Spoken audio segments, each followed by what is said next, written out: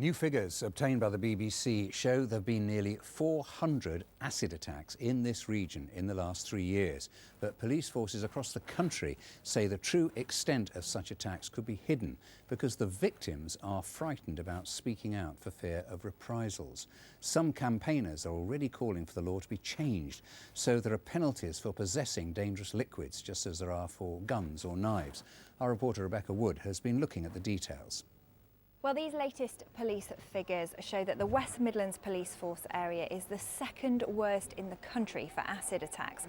372 incidents involving acid, boiling water, noxious or corrosive substances were recorded between 2014 and 2016.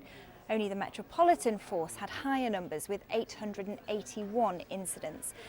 Elsewhere in the region, there were 9 attacks reported in Warwickshire and 5 in Staffordshire. Figures for the West Mercia Force and Gloucestershire Force weren't available. Although these numbers may seem high, not all of them would have caused a serious injury and some of them would have been damage to property. But across the UK, there were more than 400 people admitted to hospital following acid attacks. Here, one of the most high-profile cases involved Vicky Horseman from Tividale. She was attacked on the orders of a jealous ex-partner when she opened the door to her house in April 2014.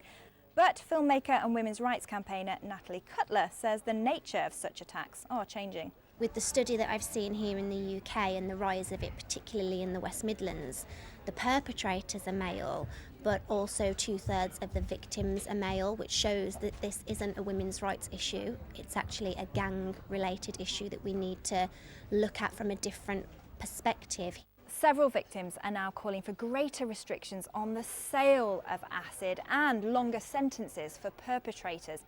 The restriction of sulfuric acid has been in place since 2015. That's owing to it being used in explosives.